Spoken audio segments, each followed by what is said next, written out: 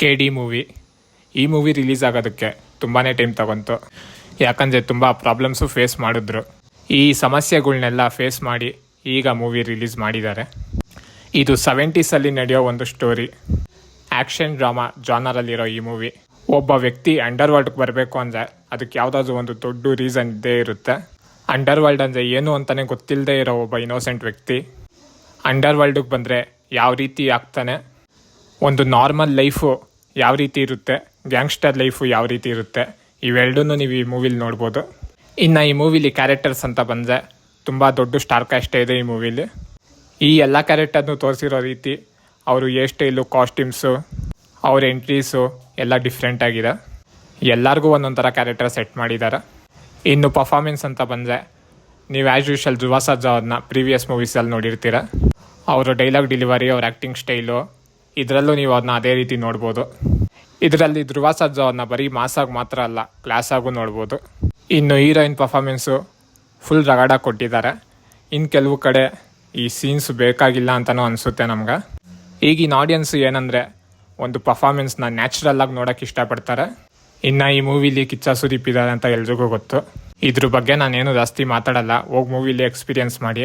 ಆದರೆ ಕೆಲವು ಜನಕ್ಕೆ ಏನಂದರೆ ಸುದೀಪ್ ಅವ್ರು ಲಾಸ್ಟಲ್ಲಿ ಬರ್ತಾರೇನೋ ಅನಿಸುತ್ತೆ. ನೀವು ಸುದೀಪ್ ಅವ್ರನ್ನ ಇಂಟರ್ವಲ್ಲಲ್ಲೇ ನೋಡ್ಬೋದು. ಇನ್ನು ಶಿಲ್ಪಾ ಶೆಟ್ಟಿ ಅವ್ರ ಕ್ಯಾರೆಕ್ಟರು ತುಂಬ ಪವರ್ಫುಲ್ಲಾಗಿ ಕೊಟ್ಟಿದ್ದಾರೆ. ಇನ್ನು ನಮ್ಮ 90s ಹೀರೋ ರವಿಚಂದ್ರನ್ ಮತ್ತು ರಮೇಶ್ ಅರವಿಂದ್, ಇವರಿಬ್ಬರನ್ನ ಈ ಮೂವಿಲಿ ಡಿಫ್ರೆಂಟ್ ಲುಕ್ಕು ಮತ್ತು ಡಿಫ್ರೆಂಟ್ ಕ್ಯಾರೆಕ್ಟರು ಬೇರೆ ರೀತಿಯೇ ನೋಡ್ಬೋದು. ಇನ್ನು ಈ ಮೂವಿ ತುಂಬ ರಿಚಾಗಿ ತೋರಿಸಿದ್ದಾರೆ. ನೋಡಿದ್ರೆ ಗೊತ್ತಾಗುತ್ತೆ, ತುಂಬ ಜಾಸ್ತಿನೇ ಖರ್ಚು ಮಾಡಿದ್ದಾರೆ ಈ ಮೂವಿಗೆ. ಇನ್ನು ಈ ಮೂವಿ ಫೇಮ್ಸು, ಲೊಕೇಶನ್ಸು ಅಂತ ಬಂದರೆ ಜಾಸ್ತಿ ಸೆಟ್ಟೇ ಯೂಸ್ ಮಾಡಿದ್ದಾರೆ ಅನಿಸುತ್ತೆ. ಯಾಕಂದರೆ 70s ಯಾವ ರೀತಿ ಇರುತ್ತೆ, ಆ ಲೊಕೇಶನ್ಸ್ ಎಲ್ಲ ತೋರಿಸ್ಬೇಕು ಅಂದರೆ ಸೆಟ್ಟೇ ಕ್ರಿಯೇಟ್ ಮಾಡಬೇಕು. ಅದನ್ನು ಇವ್ರು ಮಾಡಿದ್ದಾರೆ. ಅದನ್ನೆಲ್ಲ ನಾವು ಈ ಮೂವಿಲಿ ನೋಡ್ಬೋದು.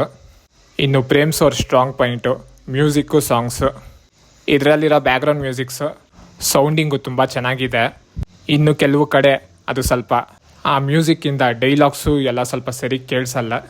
ಧ್ರುವ ಸರ್ಜಾ ಅವ್ರ ಎಂಟ್ರಿ ಸಾಂಗು, ಆ ಸಾಂಗು ಫ್ಯಾನ್ಸ್ಗೆಲ್ಲ ಕಣ್ಣಿಗೆ ಹಬ್ಬ ಕೊಡುತ್ತೆ.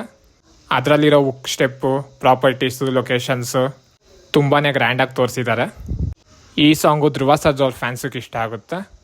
ಪ್ರೇಮ್ ಅವ್ರ ಮ್ಯೂಸಿಕ್ಕು, ಸಾಂಗ್ಸ್ ಅಂದರೆ ಅವ್ರ ಪ್ರೀವಿಯಸ್ ಮೂವೀಸಲ್ಲಿ ಸಾಂಗ್ಸು ಯಾವ ರೀತಿ ಟ್ರೇಡ್ ಮಾರ್ಕ್ ಕ್ರಿಯೇಟ್ ಮಾಡುತ್ತೆ, ಥಿಯೇಟರಿಂದ ಆಚೆ ಬಂದಮೇಲೂ ಸಾಂಗ್ಸು ಎಲ್ಲರೂ ಬಾಯಲ್ಲೂ ಓಡ್ತಾ ಇರುತ್ತೆ ಮತ್ತು ಮ್ಯೂಸಿಕ್ಕು ಮೈಂಡಲ್ಲೇ ಇರುತ್ತೆ. ಆದರೆ ಈ ಮೂವಿಲಿ ಅದು ಸ್ವಲ್ಪ ಎಡವಿದೆ.